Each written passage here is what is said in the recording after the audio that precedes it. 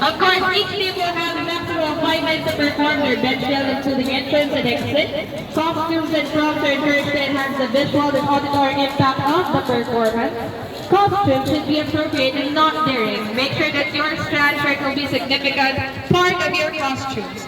Yells should be original compositions that express themes from literature, promoting reading and benefits. Fellow learners to read and appreciate literary pieces.